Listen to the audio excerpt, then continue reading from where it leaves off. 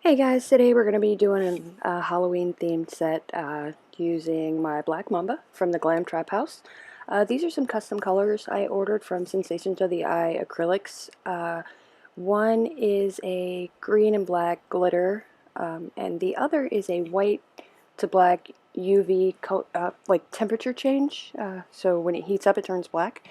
And I used that mixed with the black mamba with the green glitter for an accent nail, and I'm using my Young Nails clear. So I'm basically going to skip over a lot of my prep work just because you've seen it once, you've seen it a million times. I'm cleaning up her cuticles here, and then I'm going to go in with my sanding band and I'm going to fit her tips and everything, so we'll just, kind of blow through that. So now I'm using my 80 grit Pana sanding band to kind of clean up the dead skin and take all the shine off of her natural nail. She's a biter, so she's got, shorter nail beds, but so we want to make sure we do everything we can to make them stick. So we're going to just buff everything off, get rid of all the shine. I'm using a slightly larger stiletto tip with a little bigger well, but I end up filing most of it away. It just gives me a little more to work with nail beds that are smaller. Now that I have her tips all fitted and on, I'm going to go ahead and smooth out the ridge where it meets the natural nail to give myself a nice smooth finish. That way when I lay down the acrylic, I don't have that lump showing through.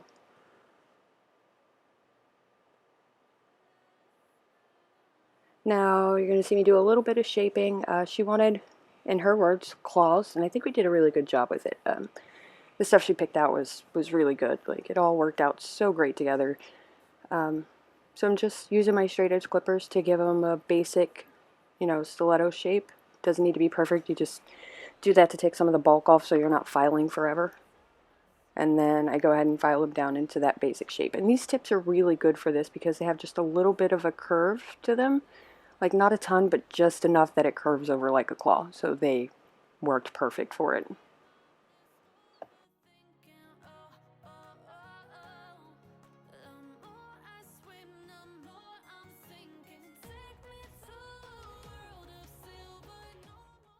Now I'm going to go ahead and lay down a very thin layer of clear acrylic. Since I'm using black, I don't want it to stain her nail beds, and colored acrylic is weak. So we want to make sure that we're giving it as much strength as we can by adding that layer of clear to the top and bottom of the colored acrylic.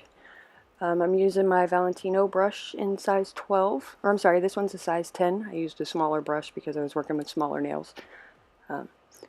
I do really love this brush. Like, the Valentino brushes are just amazing. It kept its shape the whole time. Like, I'm really a fan. This is my first time using it too. I hadn't even practiced with it, and it worked great.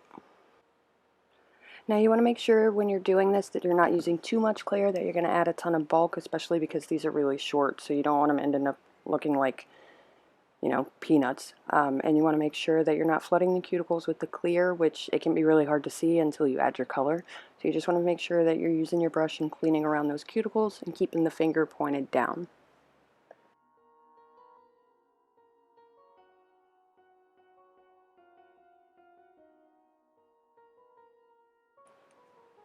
So what we decided to do here is I'm using my all-time favorite black, the Black Mamba. It's a matte black with holographic glitter in it, but it's very subtle, so it gives it like a night sky effect. It's not like glittery, I'm a big fan. And then I'm using that white UV temperature change acrylic and doing like a light swirl of white through each nail. That way when the nail heats up, it turns all black, and then the rest of the time it has that white whirl through it. And then for the accent nail, I am doing the green glitter. It's kind of a Halloween glitter. It has like bats and black and green mixed together. It's really vibrant, and it is gorgeous up close. Really multifaceted, like a ton of different kinds of glitter in there. And it ended up not looking sheer or see-through at all, which I really liked.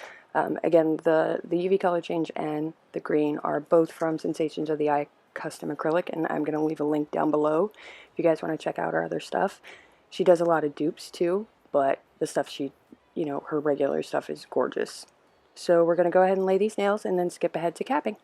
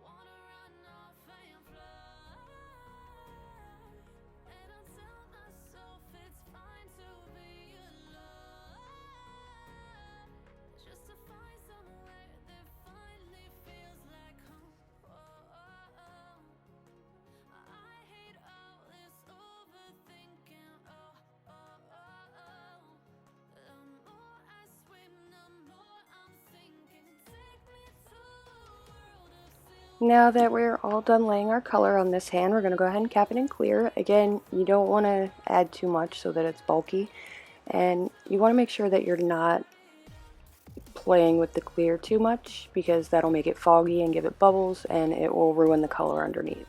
You also want to make sure that you're not laying it too close to the cuticle and flooding it after all the work you've done to not flood it already. So, and then just do a light thin layer over the entire nail for the rest of them, and then we're going to do our shaping and buffing and whatnot, and you guys can see the finished product.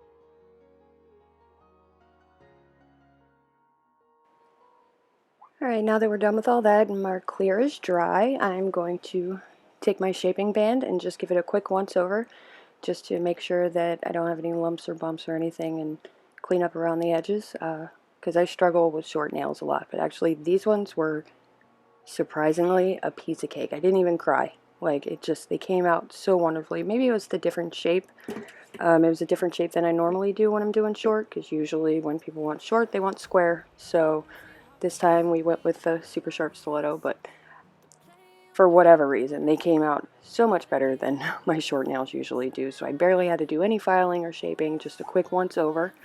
And then I used my shaping file, but honestly, I barely had to touch it with the shaping file because most of it was already done from the beginning.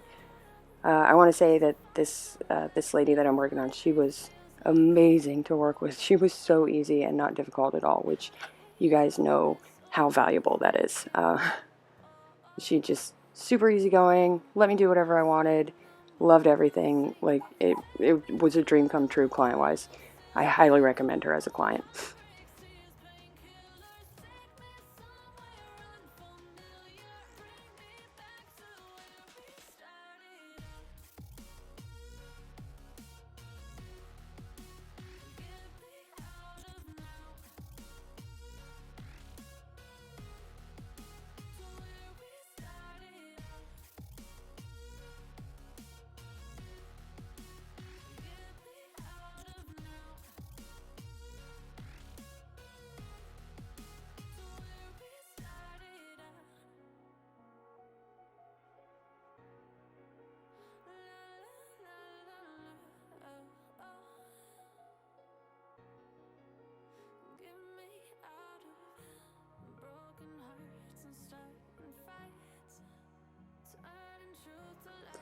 Alright, so I wiped it, after I finished shaping, I wiped it down with acetone, just to smooth out any bumps I may have had, and now I'm going to give it a quick top coat.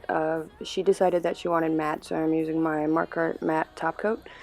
And like I said, these actually turned out really well. I forgot to record the finished product, but I did take pictures, so I'm going to show you guys some still shots of what they look like after I applied cuticle oil and everything right here at the end. So this is the finished product. If you guys have any questions, comment down below, and don't forget to like and subscribe. Thanks for watching.